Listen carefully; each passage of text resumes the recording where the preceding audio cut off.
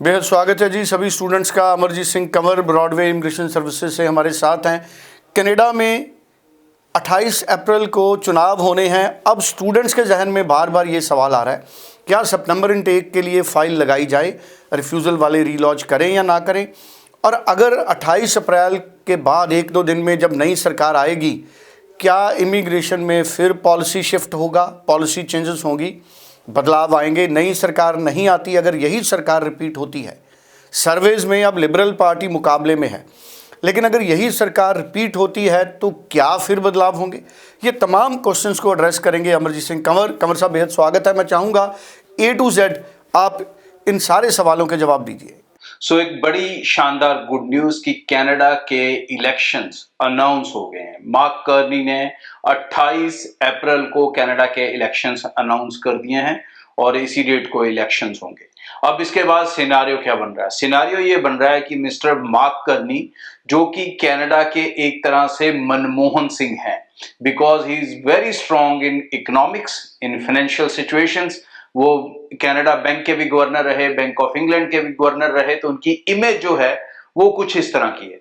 और सेकेंडली, वो बंदा पॉलिटिकल बैकग्राउंड से नहीं है, इसलिए उसकी ऊपर किसी तरह का दाग या धब्बा भी नहीं है। और इस समय उसके लिए लोग बहुत ज्यादा पॉजिटिव हैं, खास करके जब से उनकी एक वॉर जो है, टग वॉर अमेरिका के साथ लगी हुई है, चार्जेस को लेके या टैक्स सिस्टम को लेके।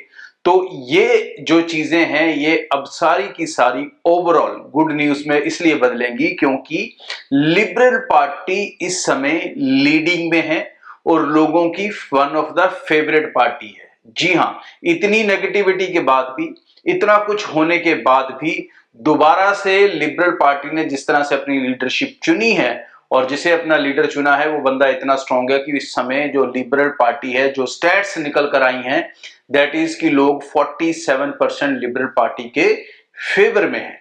और मार्क कार्नी, इस जैसा मैंने शुरू में भी कहा था जब वो प्राइम मिनिस्टर बने थे, कि वो बहुत ज्यादा डिसीजंस नहीं लेंगे और बहुत जल्द ही नए इलेक्शंस अनाउंस करेंगे। उसका कारण यह भी था कि जो कनाडा की प्रेजेंट लिबरल गवर्नमेंट है, वो मिनॉरिटी गवर्नमेंट है, वो उसके पास पूरा बहुमत जो चाहिए होता है वो नहीं है, इसलिए वो बड़े डिसीजंस नहीं ले सकते, खासकर जो उनकी अमेरिका के साथ, यूएस के साथ टैरिफ वॉर चल रही है उसे लेके। तो सिमिलर चीजें कहीं ना कहीं इमिग्रेशन पे भी अप्लाई होती हैं। तो इसका अब ये है कि अब ये इलेक्शंस 28 अप्रैल को होंगे। सारी पार्टीज अब इस सिस्टम के अंदर बिजी हो जाएंगी और डेफिनेटली आने वाला जो समय है, सितंबर intake which where we are thinking, which where I was saying कि वो बहुत पॉजिटिव जाएगा, मुझे लग रहा है अब वो मुझे बहुत स्ट्रांगली लग रहा है कि वो पॉजिटिव जाएगा। क्योंकि अगर लिबरल पार्टी, जिसके वापस आने के चांसेस पूरे ज्यादा बन चुके हैं, ट्रूडो की ही पार्टी दोबारा आने के चांसेस हैं इस समय, अगर यही पार्टी वापस आती है तो इमिग्रेशन में और बड़े लेवल की चेंजेस नहीं होंगी। और जिस तरह से पिछले कुछ दिनों से वो काफी ईज की तरफ चल रहा था, जहां पर उन्होंने केयर वर्क के लिए पीआर ओपन कर दिया, कंस्ट्रक्शन के लिए पीआर ओपन कर दिया, टीचर्स के लिए अलग कैटेगरी बना के एजुकेशन सेक्टर के लिए पीआर को इजी कर दिया, और सीआरएस स्कोर लगातार कम आ रहा है। तो यही पार्टी अगर दोबारा पावर में आती है 28 अप्रैल के बाद, तो डेफिनेटली इमिग्रेशन के अंदर बहुत ज्यादा बड़े लेवल की और चेंजेस नहीं होने वाली हैं। लेकिन अगर इसकी जगह दूसरी पार्टी आ जाती है तो डेफिनेटली वो लोग पहली बार सत्ता में आएंगे, 10-12 साल के बाद आएंगे, तो वो बहुत सारी उथल पुथल और भी कर सकते हैं, बट इसके चांसेस कम हैं। और इसीलिए मुझे लग रहा है कि नई गवर्नमेंट भी 28 अप्रैल को आएगी। Situations will be very positive and in very favour of you. और सितंबर के जो रिजल्ट्स हैं वो आपको बहुत शानदार और बहुत पॉजिटिव मिलने वाले हैं। तो अपनी एप्लीकेशंस को रोकने की अब आपको जरूरत नहीं है, निश्चिंत बेफिक्र होकर अपनी एप्लीकेशंस को कंटिन्यू करें फॉर सितंबर इनटेक। ध्यान सिर्फ इतना रखें कि कनाडा दोबारा खुलेगा, दोबारा चलेगा, लेकिन कोई भी चीज जब रुक के चलती है तो वो उस तरह से नहीं चलती जिस तरह से पहले थी।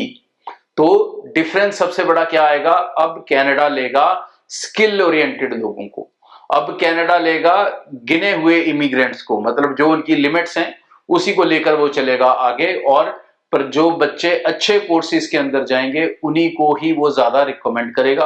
खासकर नॉन मेडिकल, मेडिकल स्टूडेंट्स को सबसे ज्यादा बेनिफिट इसमें मिलेगा। और जो बच्चे आर्ट्स कॉमर्स वाले हैं उनको मैं लगातार कहता आ रहा हूं कि आपके लिए हायर एजुकेशन के अलावा कोई अच्छा सोल्यूशन नहीं है। So go for bachelor degree programs, masters degree program. बहुत सारे लोगों को ये लगता है कि यार बजट बड़ा मसला होता है जब हम डिग्री प्रोग्राम्स करने की सोचते हैं, तो दोस्तों उतना बड़ा मसला नहीं है। अगर आप प्रैक्टिकली देखें तो आपको बहुत सी यूनिवर्सिटीज ऐसी मिलेंगी। फॉर एग्जांपल मैं आपको कह देता हूँ, यॉर्कविले यूनिवर्सिटी है, 4 साल का डिग्री प्रोग्राम है, 1 साल की फीस सिर्फ 15,000 है, और आप चाहें तो डिग्री को 2.5 साल में खत्म कर सकते हैं, लेकिन फिर उसी हिसाब से आपकी फीस भी ज्यादा जाएगी क्योंकि आपको सब्जेक्ट भी ज्यादा पढ़ने पड़ेंगे। तो आपको अगर 2 साल में ही अपनी पढ़ाई खत्म करनी है तो यह यूनिवर्सिटी भी आपको 2.5 साल में अपनी डिग्री खत्म करने की ऑप्शन देती है। उसके बाद आप 3 साल का पोस्ट स्टडी वर्क वीजा ले सकते हो। इसी तरह से बहुत सारे बच्चे ऐसे हैं जो मास्टर्स करने की सोचते हैं और सोचते हैं कि मास्टर्स महंगी है, तो भाई ऐसा नहीं है। ट्रिनिटी यूनिवर्सिटी है कनाडा की, जहां पर 2 साल की मास्टर्स की फीस 26,000 है, 1 साल की फीस मात्र $13,000 है, जो कि किसी भी डिप्लोमा फीस के मुकाबले ऑलमोस्ट सेम है या कम है। तो भाई आप लोग थोड़ा कंफ्यूज्ड हो यूनिवर्सिटीज को लेके। सारी यूनिवर्सिटीज आपके लिए एक्सपेंसिव नहीं है। सो अच्छे कंसल्टेंट चुने जिनको अच्छी नॉलेज है, जिनको अच्छी इंफॉर्मेशन है, जो आपको सही से आपके बजट के अंदर ही सही ऑप्शंस दे सकते हैं। सो निश्चिंत बेफिक्र होकर ब्रॉडवे टीम से मिलें और सितंबर इनटेक के लिए अपनी अपनी एप्लीकेशन चाहे हमारे से चलाएं क्या चाहे किसी और से चलाएं, लेकिन अच्छे कोर्सेज, अच्छे कॉलेजेस, अच्छी यूनिवर्सिटीज के लिए आप बिल्कुल वीजा हासिल कर पाएंगे। और आने वाला जो समय है कनाडा का, जो इतनी मुश्किलों से बीता, वो अब शानदार रहने वाला है, इसमें कोई शक नहीं। सो आगे मैं लेटेस्ट अपडेट शेयर करता रहूंगा। मेरे से कोई सवाल करना चाहते हैं, डायरेक्ट क्वेश्चन, डाउट्स क्लियर करना चाहते हैं, तो एवरीडे रात को 8 बजे मैं लाइव बैठता हूं। तो आज रात भी आप 8 बजे इस चैनल को सब्सक्राइब करके रख लें। इसमें आप मेरे साथ लाइव कनेक्ट हो सकते हैं और अपने डाउट्स और कंफ्यूजन्स को दूर कर सकते हैं। Thank you. बेहद शुक्रिया। अमरजीत सिंह कंवर हमारे साथ थे। 9023890238 ब्रॉडवे इमिग्रेशन सर्विसेज का नंबर है, आप फ़ोन करें, पूरी क्लैरिटी लें। नज़दीक के ऑफिस में भी आप जा सकते हैं। शुक्रिया।